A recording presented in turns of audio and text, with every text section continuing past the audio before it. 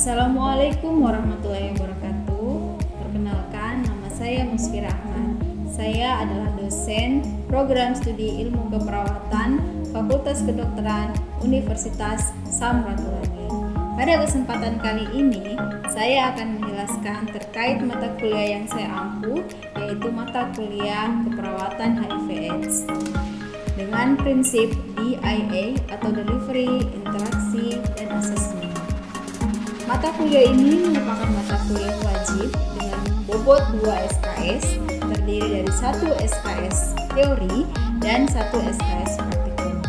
Mata kuliah ini mempelajari terkait dengan asuhan keperawatan pada pasien dengan HIV/AIDS dan penyalahgunaan maksa, perilaku beresiko tertular atau menularkan pada pasien dengan HIV/AIDS dan penyalahgunaan maksa, upaya pencegahan primer, tersier, dan sekunder pada pasien HIV/AIDS, serta tren dan isu dan etik pada pasien dengan HIV/AIDS.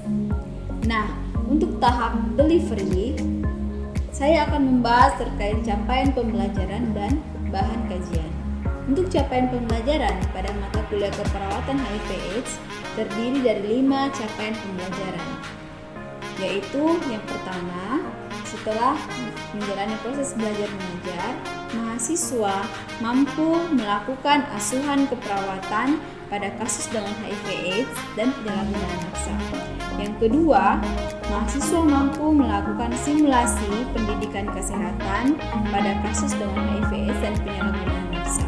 Yang ketiga, mahasiswa mampu mengintegrasikan hasil-hasil penelitian yang berhubungan dengan kasus HIV/AIDS dan penyalahgunaan maksa. Yang keempat, mahasiswa mampu melakukan simulasi pengelolaan asuhan keperawatan pada kasus dengan HIV/AIDS dan penyalahgunaan maksa. Dan yang kelima adalah mendemonstrasikan intervensi keperawatan pada kasus dengan HIV/AIDS dan penyalahgunaan maksa. Nah, untuk bahan kajian dari keperawatan HIV/AIDS yaitu yang pertama, epidemiologi global dan lokal kecenderungan HIV/AIDS. Yang kedua, aspek psikososial, spiritual, dan kultural pada klien HIV/AIDS. Yang ketiga, pemeriksaan fisik dan diagnostik pada klien dan HIV/AIDS. Yang keempat, patofisiologi dan diagnosis pada pasien dengan HIV/AIDS. Yang kelima, stigma pada orang dengan HIV/AIDS. Yang keenam, perilaku beresiko yang terdiri dari seks bebas dan penyalahgunaan maksa. Yang ketujuh, asuhan keperawatan penatalaksanaan pasien dengan antiretroviral, termasuk peran perawat dalam meningkatkan adherence. Yang kedelapan, kewaspadaan umum atau universal precaution. Yang kesembilan, voluntary counseling therapy atau VCT, serta dasar-dasar dalam pemberian konseling pada pasien HIV/AIDS. Yang kesepuluh, asuhan keperawatan pada ibu hamil, anak, dan remaja dengan penyakit HIV/AIDS. Yang ke-11, tren dan isu etik HIV/AIDS. Yang ke-12, family centered pada orang dengan HIV/AIDS dan penyalahgunaan maksa. Dan yang terakhir, 13 adalah upaya pencegahan primer, sekunder, dan tersier pada klien dengan HIV/AIDS dan penyalahgunaan maksa. Nah, yang kedua adalah tahap interaksi. Untuk tahap interaksi, saya akan memperlihatkan dan menjelaskan bagaimana proses interaksi saya dengan mahasiswa selama proses pembelajaran. Di mana proses pembelajaran keperawatan HIV/AIDS dilakukan dengan menggunakan platform Zoom dengan pendekatan student center learning dengan menggunakan beberapa metode pembelajaran, yaitu case study atau program based learning, kemudian focus group discussion, dan journal reading. Nah, yang ketiga adalah tahap assessment atau evaluasi. Untuk tahap assessment atau evaluasi saya lakukan dengan 2 teknik, yaitu tes dan non-tes. Untuk tes sendiri dilakukan dengan menggunakan soal-soal multiple choice pada saat ujian tengah semester dan ujian akhir semester. Sedangkan untuk non-tes, saya lakukan selama proses pembelajaran berlangsung dengan melihat hasil diskusi mahasiswa dan bagaimana mahasiswa disiplin terkait dengan penugasan. Baiklah, setelah ini saya akan memperlihatkan bagaimana saya berinteraksi dengan mahasiswa dalam proses pembelajaran dengan menggunakan platform Zoom dan pendekatan Student Center Learning pada salah satu topik yang saya bawakan pada mata kuliah keperawatan HIV/AIDS, yaitu terkait dengan tren dan isu keperawatan pada HIV/AIDS. Selamat menyaksikan.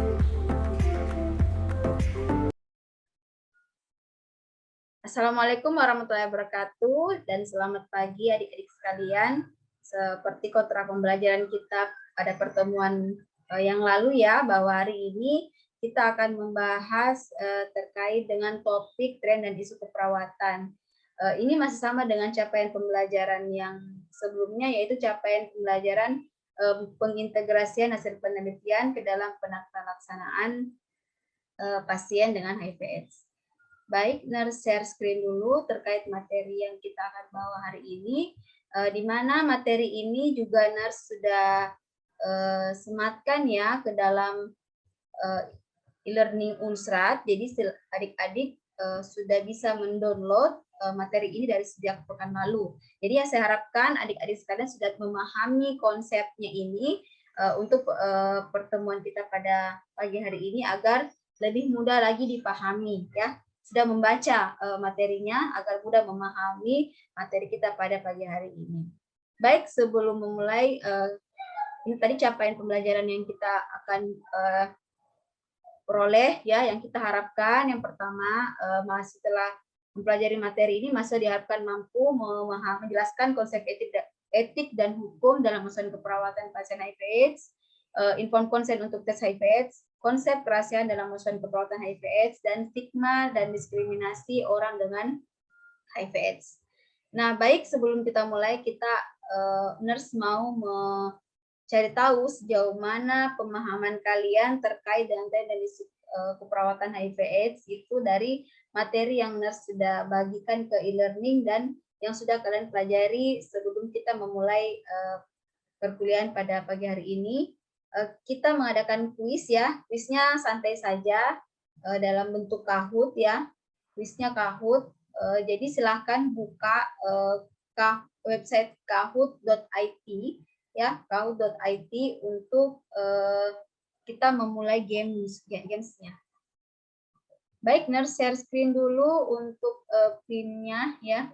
Silahkan setelah buka websitenya, silahkan masuk ke dalam games yang sudah nurse siapkan ya. Kita bermain santai dulu ya, supaya nurse juga tahu sejauh mana kalian sudah memahami terkait dengan konsep tren dan isu keperawatan HIV/AIDS. Oke, baru 1 orang partisipan, sudah 6 orang partisipan.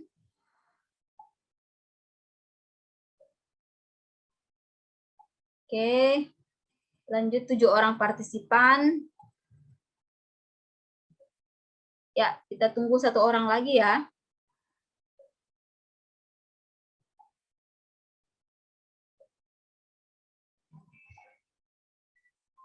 Oke.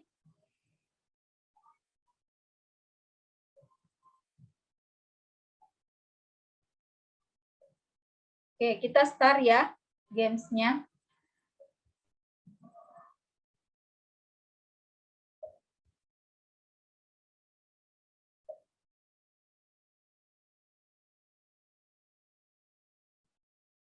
Silakan dibaca ya. Etik berasal dari bahasa Yunani yang berarti ada kebiasaan yang baik atau seharusnya dilakukan.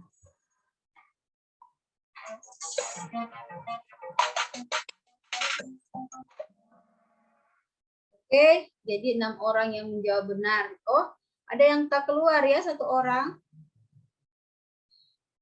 Oke, boleh masuk kembali. Boleh masuk kembali saja deh. Pakai menggunakan PIN yang tadi. Oke, kita lanjut ya. Jadi yang benar mendapat skor tertinggi adalah Natalia. Kita lanjut. Yang bukan asas etik dalam keperawatan yaitu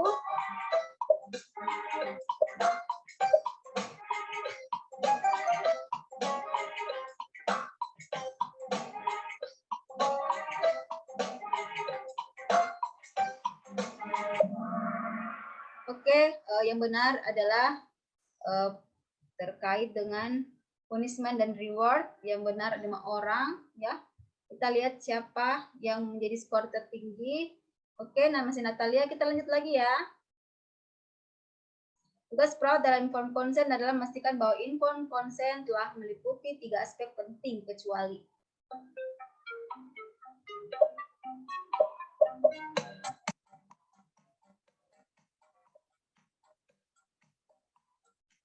masuk kembali yang tak keluar ya, itu genpinnya ada di bawah 9112840.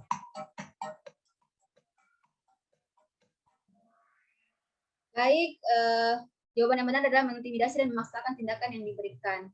Baik, kita lihat skor tertinggi oleh masuk Priscila ya. Kita lanjut ya ke soal berikutnya. Pertanyaan benar atau salah? Data terkait rahasia pasien AIDS boleh diberikan kepada orang lain jika diminta saat persidangan. Benar atau salah?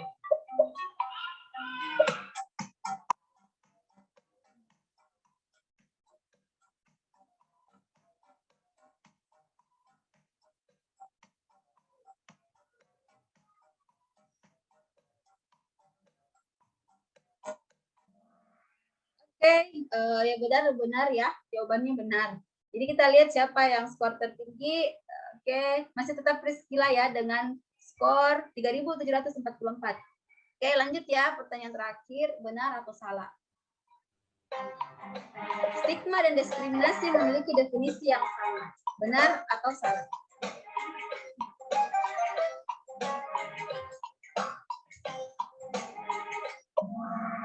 Oke, ya jawabannya ya salah ya. Stigma dan diskriminasi memiliki definisi yang berbeda ya. Nanti kita pelajari selanjutnya. Oke, kita lihat podiumnya siapa yang tertinggi dari kuis ini. Yang ketiga adalah Mary ya dengan poin 4.500-an. Yang kedua Tiffany dengan 4.600-an. Yang pertama adalah Priscila dengan poin 4.700 sekian. Oke, jadi kita plus dulu buat Priscila, Tiffany dan Mary ya.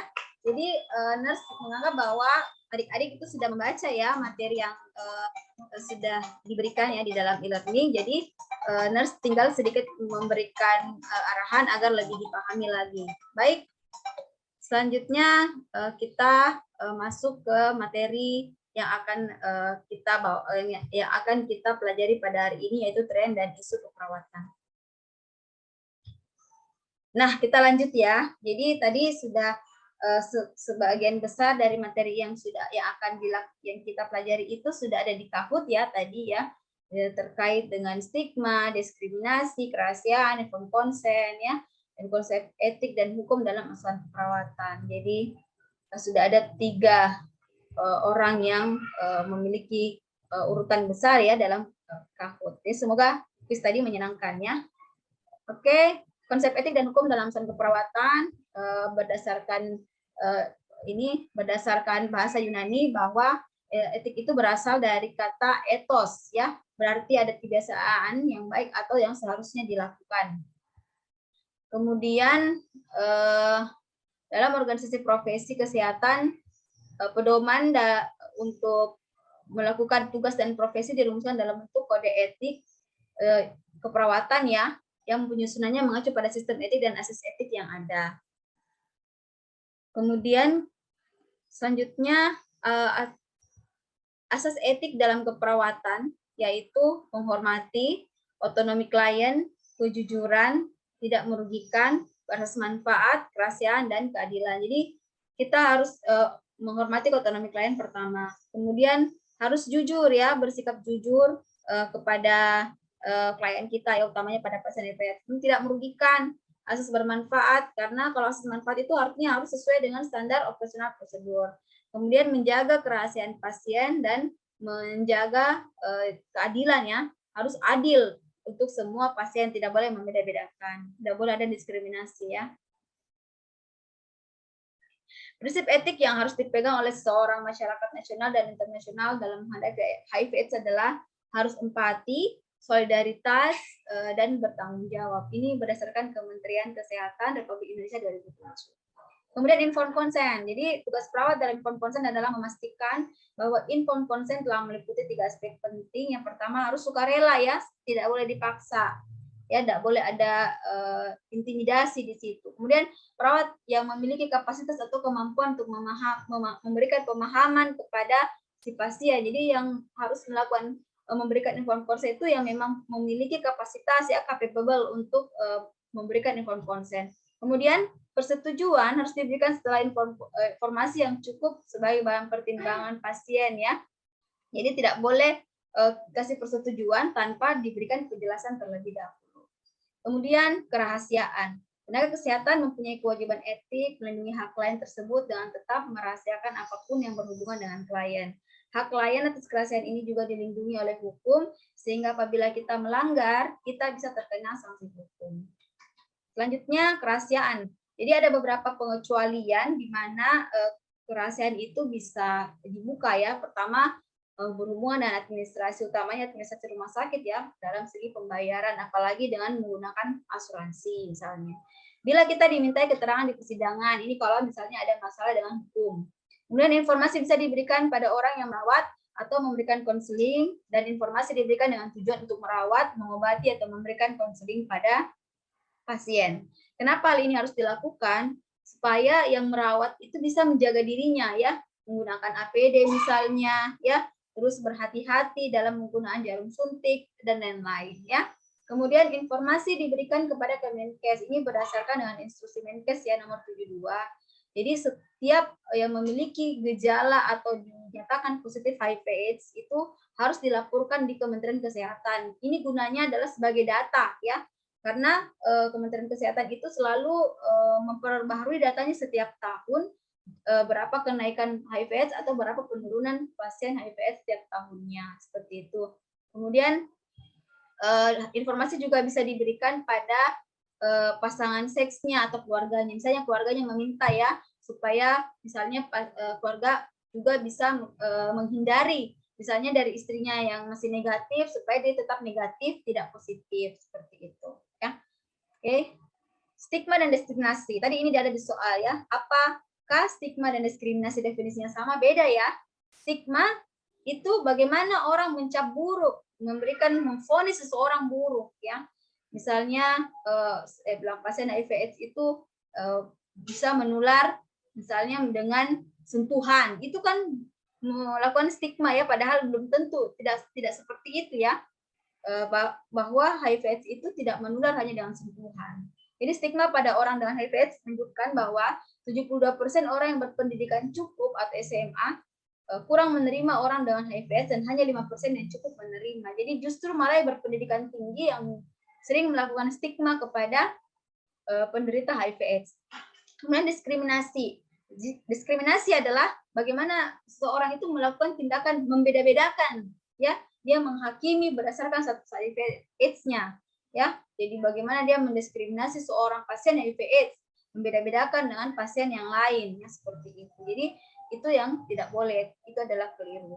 Nah, untuk lebih memperjelas stigma dan diskriminasi, Nurse ada video, kita boleh nonton sama-sama ya terkait video ini, karena ini video terkait dengan stigma, diskriminasi, dan tren-tren serta isu-isu terkini yang sedang marak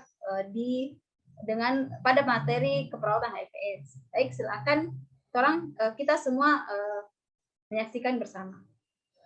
Awal mula tahu pasti shock ya, pasti kaget, pasti sedih, pasti nggak terima.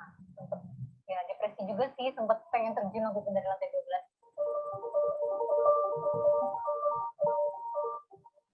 Saya Nur Jakarta, aktivitas sehari-hari dan sebagai case manager di Yayasan Kasih Suwino sebagai pendamping teman-teman HIV positif. Yang di klinik Bandung. Awal mula tahu pasti shock ya, pasti kaget, pasti sedih, pasti nggak terima. Waktu itu ceritanya aku menikah dengan Singaporean di sana.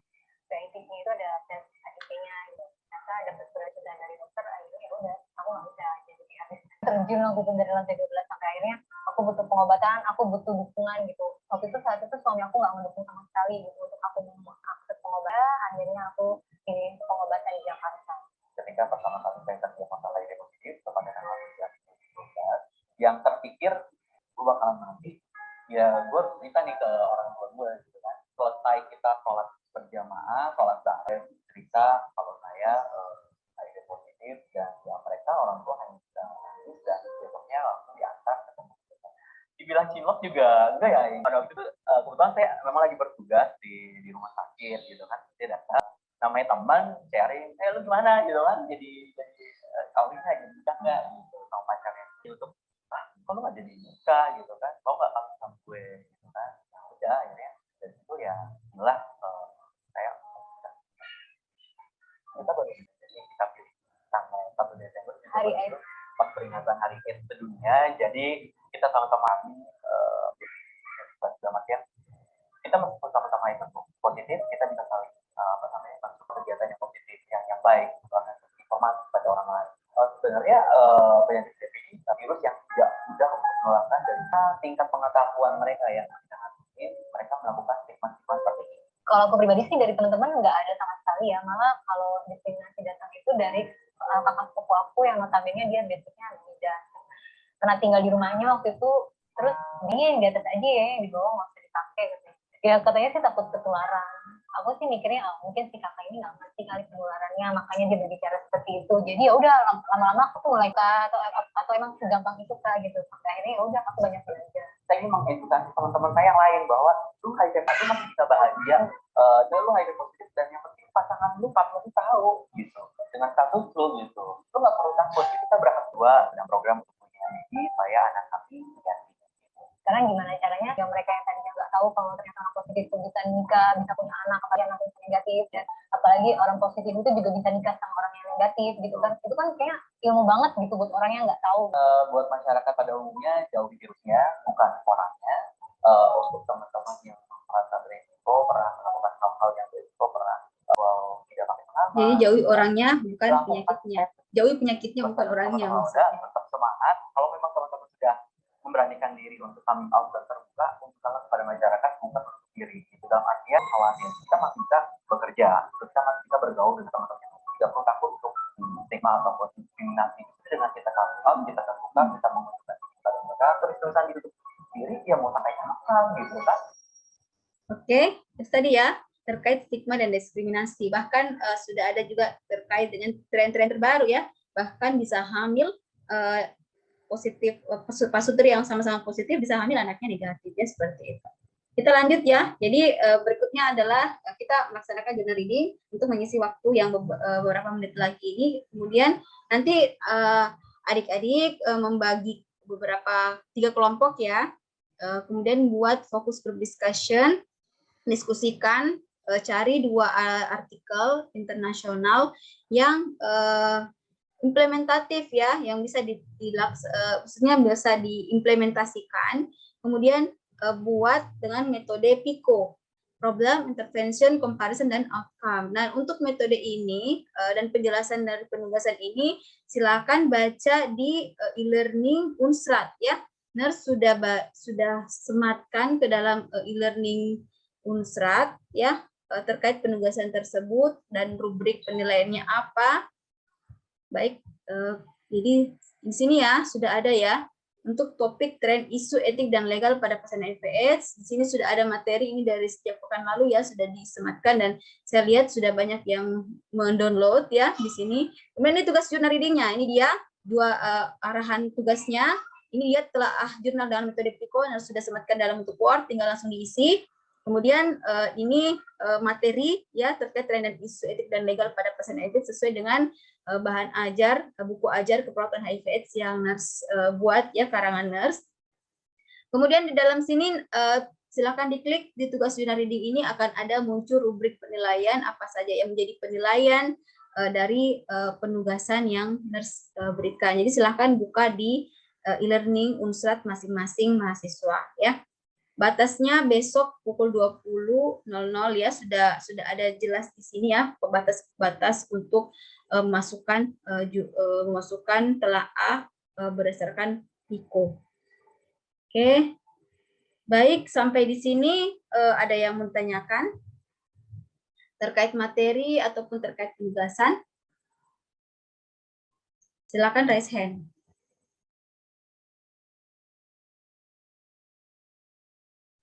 Ya, silakan Priscila. Izin bertanya, Nats, Ya. dari yang saya dengar tadi melalui tren dan isu, itu kan ada ODA yang bahkan bisa hamil kemudian memiliki anak dengan negatif HIV/AIDS. Menurut nurse, itu treatmentnya bagaimana ya nurse? Kok bisa demikian? Kemudian mau bertanya juga untuk bentuk file tugasnya dibuat dalam bentuk yang bagaimana ya nurse? Apakah dalam bentuk PPT, PDF atau bagaimana ya nurse? Terima kasih. Baik, nurse langsung jawab ya, Priscila ya. Jadi treatment ketika seorang pasutri yang positif ingin memiliki anak negatif itu mereka harus turut patuh akan pengobatan antiretroviral, itu yang penting ya.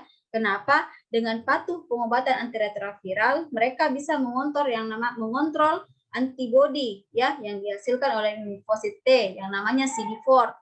Ya, ketika CD4 di atas 350 itu dikatakan bahwa si ODA ini dalam keadaan sehat. Jadi artinya infeksi oportunistik yang terjadi akibat virus itu bisa dikendalikan.